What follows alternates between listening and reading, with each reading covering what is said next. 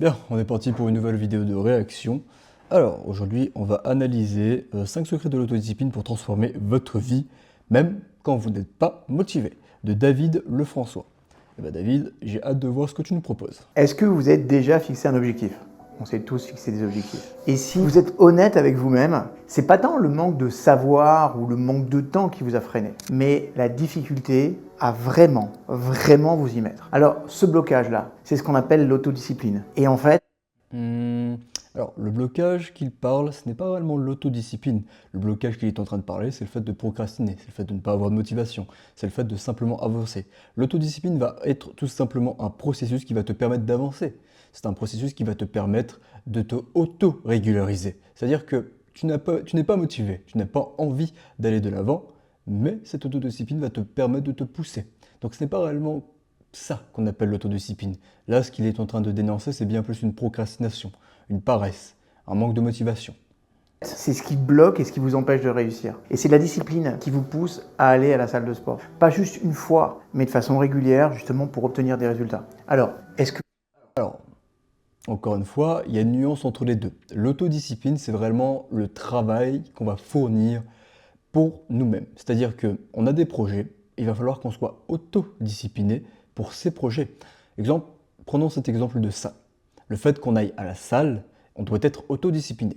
Mais quand on parle de discipline d'une façon générale, c'est quelque chose qui s'applique d'une façon générale. On va à l'école, on est discipliné pour l'école. On va au travail, on est discipliné pour le travail. C'est quelque chose d'une façon bien plus générale. C'est pas réellement pour un projet de vie personnel. Mais pour le cas de la salle, on est bien plus dans une catégorie personnelle. Donc on est bien plus dans l'autodiscipline. vous voulez construire votre entreprise, gagner votre liberté, avoir le corps que vous désirez, eh bien c'est la discipline qui vous permet de pas seulement démarrer une chose, mais de persévérer quand les choses deviennent difficiles. Par exemple, est-ce que vous souhaitez vous engager dans une relation? Alors, petite nuance, la discipline ne vous permet pas de démarrer. La motivation vous permet de démarrer. La discipline vous permet de terminer ce que vous faites. Quand vous êtes discipliné, vous continuez de le faire, peu importe ce qu'il y a devant vous. Mais ce n'est pas la discipline qui va vous permettre de démarrer. Parce que la discipline, elle se base sur le fait que vous n'avez pas réellement d'émotion. Vous n'avez pas de motivation pour le faire. Mais quand vous voulez démarrer quelque chose, vous êtes motivé, la majorité du temps. Donc, je ne suis pas réellement d'accord avec ça, mais bon, continuons. Bah là encore, c'est de la discipline qui vous pousse à faire des efforts, même quand ça devient un peu compliqué. Et Exact, ça c'est très vrai. c'est précisément de cela qu'on va parler aujourd'hui. On va parler d'autodiscipline. Et dans cette capsule, mes petits chouchous, je vais partager avec vous 5 ajustements de l'état d'esprit qui, je pense, une fois que vous l'aurez appliqué, vont vous donner beaucoup plus de discipline. Parce que l'autodiscipline, c'est souvent la pièce manquante, le chaînon manquant entre ce que vous voulez et ce que vous avez vraiment. Très vrai, très vrai. Alors, peut-être vous posez la question, c'est quoi la différence entre la discipline et la motivation? Et ça, c'est une distinction très importante. Moi, j'aime bien faire la distinction à travers les mots parce que ça nous explique beaucoup sur la profondeur du concept. La motivation, c'est faire les choses quand on en a envie. La discipline, c'est faire les choses quand on n'en a pas envie. Mais on n'en a pas envie, mais on les fait quand même. Vous voyez? Par exemple, quelqu'un qui va à la salle de sport parce qu'il en a envie, il est motivé. Elle est motivée. Mais quelqu'un qui va même quand il est fatigué. La seule raison... Alors, c'est, on va dire, à moitié vrai et à moitié faux. La majorité du temps, quand je vais à la salle de sport, je n'ai pas envie de le faire. Mais les rares occasions où j'ai réellement envie, effectivement, je suis motivé. Mais ça ne veut pas dire que je manque de discipline. La discipline est tout de même la constance. Il ne faut pas oublier que la discipline, ça reste la constance. C'est être régulier, être constant, être persévérant, malgré tous les obstacles qu'il va avoir. C'est continuer à faire les choses même lorsqu'on n'en a pas l'envie. Et effectivement, ça se rapproche bien plus de sa définition. Mais il faut bien distinguer qu'on peut être motivé et discipliné. On peut avoir des moments où on va être motivé pour aller de l'avant, tout en continuant d'être dans notre discipline. Mais effectivement, la majorité du temps, lorsque vous faites quelque chose, vous n'aurez pas envie de le faire. Et c'est tout à fait normal. Pour laquelle il y va, c'est parce qu'il s'est engagé ou qu'elle s'est engagée, eh bien ça, c'est de la discipline. Et vous commencez à apercevoir pourquoi la discipline, c'est aussi précieux si vous voulez réussir. D'après vous, qui obtient les meilleurs résultats? La personne qui agit seulement quand elle est motivée ou celle qui, même les mauvais jours, reste constante et persévère? Eh ben, Et bah, justement, c'est marrant parce qu'il vient de dire exactement ce que je viens de dire. Du coup, la constance et la persévérance. Presque toujours, c'est cette deuxième voie qui obtient les résultats les plus solides et qui vous permet de vous construire. Donc si vous êtes du genre à procrastiner, pariez que justement, c'est parce que vous voyez cette montagne que vous voulez gravir. Et la plupart du temps, on se représente les choses de façon tellement grande. Et par exemple, cette montagne, elle vous semble immense, importante, et du coup vous avez l'impression de devoir vous préparer avec un maximum de préparation, et puis c'est jamais assez parce que il faut se préparer pour monter et gravir une montagne pareille. Alors peut-être qu'avant d'escalader cette montagne, vous dites que... Alors, c'est pas réellement vrai, mais c'est pas aussi totalement faux. En fait, cette idée de montagne est aussi un point clé de ce pourquoi les gens arrêtent à un certain moment. La plupart des gens, même je dirais même une bonne majorité de mes clients, leur problème c'est qu'ils voyaient beaucoup trop de choses en un seul coup. C'est-à-dire que dans une journée, il y a énormément de choses, en une semaine, il y a énormément de choses, et en un mois, il y a encore plus de choses. Et effectivement, si on veut métaphorer tout cela, on peut voir cela comme une montagne que l'on doit gravir, que l'on doit tout simplement escalader pour arriver au sommet. Mais si vous regardez tout le chemin qui vous reste à faire, effectivement, ça peut donner la nausée. Vous n'avez pas envie de continuer, vous n'avez pas envie d'avancer, mais malgré tout, il va falloir le faire. Eh bien, ça, ce que David expliquait était totalement vrai. Mais le point juste avant, alors. Cette montagne, elle vous semble immense, importante, et du coup, vous avez l'impression de devoir vous préparer avec... Alors, le fait, c'est ça, c'est le fait d'être prêt. Vous n'avez pas besoin d'être prêt pour faire les choses. Vous êtes prêt. Vous ne serez jamais totalement prêt, mais vous êtes prêt à faire les choses quand vous les faites exactement. Quand vous faites les choses, vous êtes prêt à les faire, mais vous n'allez pas totalement être prêt pour faire les choses. Je m'explique. Demain, vous allez participer peut-être à votre premier cours d'anglais. Vous n'avez pas besoin d'être préparé à cela. Vous n'avez pas besoin de connaître quelques mots, quelques syllabes, et ainsi de suite. Non, parce que durant ce premier cours d'anglais, vous allez commencer à apprendre une langue, donc vous ne serez pas prêt forcément, mais lorsque vous arrivez lors du cours d'anglais, c'est là où vous allez commencer à vous sentir prêt. Vous allez apprendre, vous allez être attentif. Et peu à peu, ça va devenir un mécanisme. Mais vous ne serez pas prêt pour les prochaines séances, à part si vous vous préparez, naturellement. Mais ce que je veux dire là, par là, c'est que la majorité du temps, vous n'avez pas besoin d'être prêt pour faire les choses.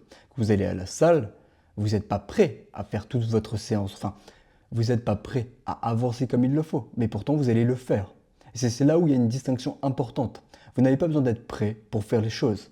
Quand, par exemple, vous allez débuter à aborder peut-être des personnes dans la rue pour améliorer vos compétences sociales, peut-être que vous ne serez pas prêt à les aborder, mais le fait de le faire tout le temps, c'est ça qui va vous préparer, en quelque sorte. Un maximum de préparation, et puis c'est jamais assez parce que il faut se préparer pour monter et gravir une montagne pareille. Alors peut-être qu'avant d'escalader cette montagne, vous dites que vous devez vérifier votre sac, voir un petit peu combien d'eau vous devez prendre, il va falloir en prendre beaucoup, combien de nourriture, il va vous en falloir beaucoup. Maintenant imaginez que cette montagne, elle soit beaucoup plus petite. Oui, beaucoup plus petite. Il est sûr et certain que vous ne ressentiriez pas les mêmes choses et vous n'auriez pas les mêmes besoins, en tout cas pas ce besoin de tout prévoir à l'avance. Donc ça c'est mon premier ajustement, on va dire. Pensez à vos objectifs. Quand ils vous semblent immenses, par exemple, je sais pas, moi, perdre 20 kilos, ça peut paraître extrême. Et on se dit, pour atteindre ça, ça va me demander une énorme discipline pour y arriver. Mais si vous décomposez cet objectif en plus petites parties, d'abord, mon objectif, c'est de perdre 5 kilos. Après, que j'aurai perdu mes 5 kilos... Et encore, 5 kilos, pour certains, c'est énorme. Décomposez cela vraiment en petits objectifs. Ok, il faut que j'arrive tout d'abord à perdre quelques grammes et faites cela par semaine. Ok, chaque semaine j'essaie de perdre 300 grammes, peu à peu. Ok, ce mois-ci je vais essayer de perdre 2 kilos facilement. Le fait de décomposer ces objectifs, ce qu'il est en train de dire est très vrai et ce que moi je répète la majorité du temps, le fait de décomposer ces objectifs vous permet de faire des petits pas tous les jours. Et le fait de faire des petits pas tous les jours vous permet de gravir plus facilement ce type de montagne si on revient à notre métaphore de tout à l'heure. Et je vais essayer d'aller jusqu'à 10, et puis 15. Et c'est comme ça que vous allez atteindre vos 20 kilos. Et vous allez voir que vous aurez besoin de moins de discipline pour y arriver. Donc, Alors, erreur de contexte. On ne parle pas de discipline, on parle de volonté.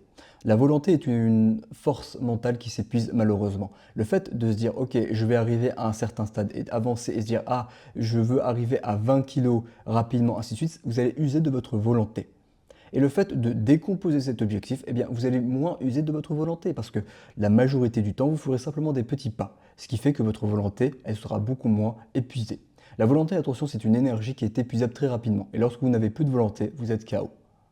Petit conseil, si je puis me permettre, décomposez vos grands objectifs en plus petites étapes pour que la discipline soit beaucoup plus facile à mettre en œuvre. Et ça va rendre l'objectif et même la discipline beaucoup plus accessible. Vous savez, très souvent, les gens ils disent je veux trouver un sens à ma vie. Mais bien sûr, devant un objectif aussi immense, ils ont l'impression d'avoir besoin de tonnes de discipline, de tonnes de temps. Et ça devient tellement gros qu'on finit par procrastiner en se disant je le ferai demain, une fois que je serai beaucoup mieux préparé. Maintenant, si vous pouvez décomposer votre objectif de vie en plusieurs sous-objectifs, comme des étapes à 5 ans, 1 an, 1 mois, une semaine, et même un objectif pour chaque jour, ça devient beaucoup plus facile à réaliser. Et vous allez voir que ce simple conseil-là, ça peut vraiment vous aider, surtout dans les périodes difficiles où vous avez besoin de faire des choses. D'accord ? Le deuxième ajustement que je vais vous proposer, c'est de parler justement du mot discipline. Franchement, dès qu'on est plus jeune, on est conditionné à voir la discipline comme quelque chose de négatif. Juste pensez-y, quand vos parents vous disaient « Bon, viens ici, je vais te discipliner ». C'est vécu comme une punition.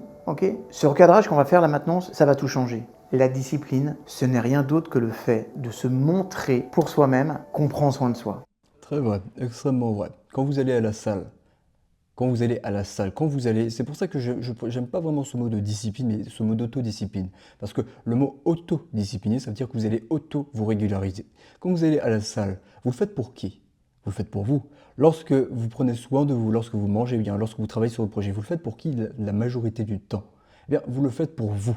Et c'est exactement ça, en fait. Cette autodiscipline, c'est quelque chose de positif parce que vous prenez soin de vous dans le futur. Vous faites les actions maintenant qui sont dures, qui sont rudes, qui font peur peut-être pour la majorité du temps, pour aller de l'avant et pour vous permettre de gagner, tout simplement. C'est très important ce que je suis en train de vous dire. La discipline, ce n'est rien d'autre que le fait de prendre soin de soi-même. C'est comme avoir un ami qui vous dit « Ok, je te verrai tout à l'heure à tel endroit ». Et il est là, il est fidèle au poste. Imaginez maintenant un ami qui vous laisse en plan. Ça va vous déranger, peut-être même ça va vous blesser. Vous allez vous dire tiens, pourquoi il n'est pas venu?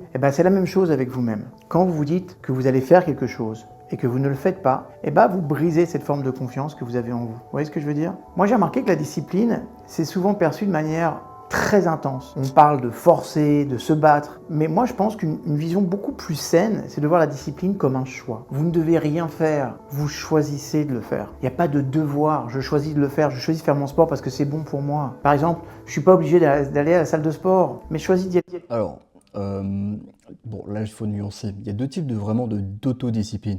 Il y a vraiment une discipline où on va parler d'une discipline de champion, où il va falloir se forcer pour atteindre de grands résultats. Et il y a effectivement l'autre type de discipline qui est en fait une discipline un peu bien-être. C'est-à-dire qu'on va faire les choses pour nous-mêmes, pour avancer un peu par là, un peu par-ci, mais sans vraiment en fait avoir de grands objectifs. Quand vous avez des objectifs qui sont grands, quand vous avez des objectifs et que vous êtes autodiscipliné, forcément vous allez forcer un peu plus pour tout simplement aller de l'avant. C'est pour ça que c'est important d'avoir des objectifs assez ambitieux, assez grands, qui vont vous pousser à vous sortir hors de votre zone de confort. Mais si vous êtes simplement là en vous disant comme objectif « Oh, je veux prendre soin de moi », ainsi de suite, eh bien, effectivement, on va parler de, d'un chemin comme il est en train d'expliquer, c'est-à-dire d'un chemin qui va vous permettre de travailler peu à peu, mais simplement de ne pas réellement forcer, c'est-à-dire de ne pas vous pousser hors de votre zone de confort, de simplement faire un petit peu tous les jours sans réellement voir des grands résultats sur le long terme. D'ailleurs, ce n'est pas réellement quelque chose que je préconise. Moi, encore une fois, ça dépend de vos priorités, de vos objectifs. L'objectif numéro 1, il faut que malheureusement, enfin même heureusement, il faut que vous vous donniez un maximum pour aller de l'avant. Mais pour tous les autres objectifs, minimes autant qu'ils soient, simplement avancer des petits pas tous les jours est simplement suffisant. Parce que je prends soin de moi et que mon corps et mon esprit sont importants. Commencez à voir la discipline comme la plus haute forme d'amour de soi. Très vrai, extrêmement vrai. L'autodiscipline est la plus haute forme d'amour de soi-même. Vous faites les choses les plus dures pour vous-même. Vous faites tous ces sacrifices pour vous. Donc, quelque part, c'est la plus haute forme d'amour que vous pouvez vous donner pour le vous futur. Et c'est extrêmement vrai ce qu'il est en train de décrire. Et je peux vous garantir que ça va tout changer. Le troisième ajustement que je propose, c'est qu'on parle un petit peu de la dopamine. J'en ai beaucoup parlé sur ma chaîne. Mais la dopamine, c'est la motivation du cerveau. On le sait. Quand vous anticipez quelque chose, la dopamine, elle monte en flèche. Mais quand vous obtenez cette chose, elle redescend. Et c'est ça qui va perturber sa régulation. Oula, je suis pas sûr de ce qu'il vient de dire. Sont les récompenses sans effort. Par exemple, moi j'avais un de mes clients qui luttait contre la dépendance aux jeux vidéo. Il savait qu'il devait travailler, mais il se tournait souvent vers les jeux parce que c'était relativement tentant pour lui. Et bien ce qu'on a fait... Mais là, à ce moment-là, c'est bien plus de la dopamine facile. C'est-à-dire que Si vous avez des jeux vidéo et que vous souhaitez jouer, vous allez libérer de la dopamine plus facilement. Alors que si vous travaillez, la dopamine va être libérée après le travail, après ce sentiment de satisfaction. C'est deux taux de dopamine et deux types de ressentis complètement différents. Le fait de jouer aux jeux vidéo, disons 2-3 heures, peut-être que vous allez vous amuser pendant 2-3 heures, mais après vous allez savoir, enfin vous allez ressentir que vous avez perdu du temps. Mais le fait de travailler pendant 2-3 heures, ça va être dur sur le coup, ça va vous demander un peu de mental. Mais après, vous serez totalement satisfait, vous aurez ce sentiment de satisfaction parce que vous avez travaillé et vous savez que plus tard les résultats paieront. C'est de lui proposer de s'autoriser à jouer après avoir accompli une tâche difficile. Le résultat, moins de résistance et une meilleure gestion. Ah, ça c'est l'illusion de la carotte, c'est pour l'âne. L'âne, on lui demande de faire quelques pas et après ces quelques pas, on lui donne une carotte et c'est cette illusion, c'est un peu cette pêche à la carotte qui est en face. L'âne avance pour avoir la carotte. C'est un type de méthode, je le préconise pas. Du temps. Réfléchissez à ça, et regardez en quoi ça peut vous aider dans ce que vous êtes en train de réaliser. Le quatrième ajustement, c'est de définir des engagements concrets. Il y a des chercheurs qui ont pris un groupe de 3 personnes qui voulaient faire plus d'exercices. Le premier groupe devait simplement noter leur quantité d'exercices. Le deuxième groupe, le groupe motivation, devait aussi noter leurs exercices, mais avec du matériel de motivation. Et le troisième groupe, le groupe action, devait formuler un plan précis où, quand, pendant et combien de temps ils allaient faire de l'exercice.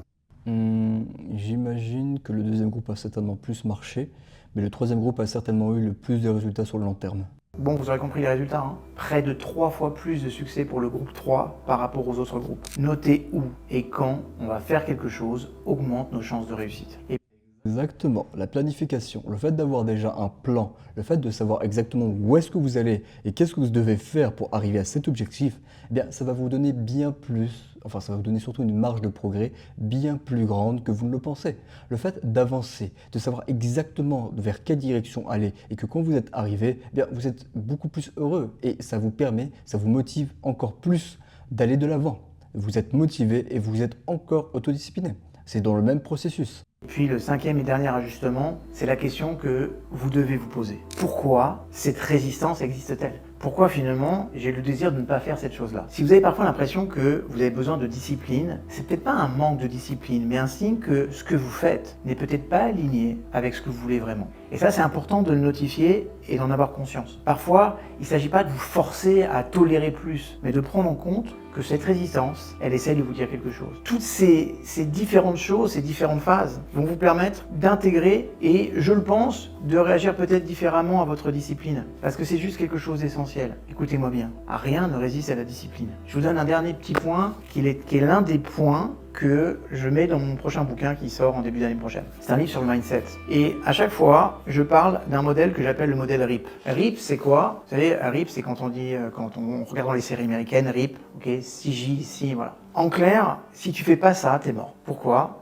Le RIP, c'est quoi ? Régularité, intensité, progrès. Si vous êtes capable de mettre de la régularité, c'est-à-dire de vous engager à faire les choses régulièrement. Tu veux apprendre une langue étrangère, tu veux transformer ton corps, tu veux faire du sport, tu veux apprendre une nouvelle habilité, tu veux apprendre un instrument de musique. Régularité. Et quand tu es dans cette régularité, quand tu fais les choses, sois intense. Mets de l'intensité, c'est-à-dire... Et du coup, ils viennent se contredire sur le point d'avant en disant qu'il fallait faire un peu de choses tous les jours. Enfin, surtout qu'il fallait pas mettre de l'intensité. Enfin, bref, c'est pas très grave. Tu donnes le max de ce que tu peux donner. Si tu fais du sport, que tu t'es régulier, que tu fais du sport tous les jours 1 heure, mais que tu glandes pendant 1 heure, ça n'a aucun intérêt. Eh ben, justement, c'est le point que je développais tout à l'heure pour lui dire que ce qu'il disait n'était pas réellement vrai. Et justement, là, il me reprend sur le même point en me disant, en rejoignant exactement l'idée que j'ai développée. Vaut mieux que tu fasses 30 minutes, mais à fond. Au moins, tu mets de l'intensité. Et cette régularité et cette intensité vont te permettre de progresser. Et le progrès, c'est le fait de dire, ok, maintenant, qu'est-ce que je peux faire pour rajouter un peu plus, pour me développer à l'intérieur de ce que je suis en train d'apprendre. Régularité, intensité, progrès, il n'y a rien.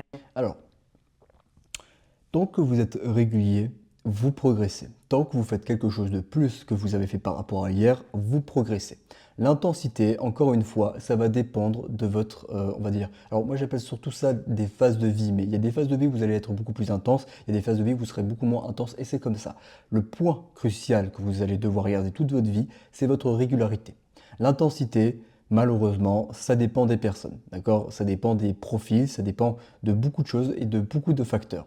Alors, dire régularité, intensité et progrès, bah, malheureusement, progrès va directement avec régularité. Le fait que vous soyez régulier, que tous les jours vous jouez peut-être du piano ne serait-ce que 15-20 minutes tous les jours et que vous vous améliorez, ben, le fait que vous soyez déjà régulier, il y aura forcément un progrès. Après, l'intensité, c'est un bonus. Si vous mettez de l'intensité, forcément, vous aurez encore plus de progrès. Et si vous vous donnez à fond, si vous faites encore plus les choses, il y aura encore plus de progrès que ce que vous attendez. Mais la régularité va directement avec le progrès. Qui résiste à ces 3 mots-là. Quoi que ce soit, quoi que tu veuilles apprendre dans ta vie, régularité, intensité, progrès. Et vous allez voir que si vous mettez en œuvre tout ce que je vous ai dit là, les 5 ajustements, plus cette régularité, cette intensité, ce progrès, je vois pas ce qui peut vous arrêter. Alors, ok, intéressant. Bon, j'aurais mieux, enfin, j'aurais plus préféré qu'il parle un peu plus de motivation, parce qu'il l'a pas assez déclaré, mais bon, c'était une bonne vidéo.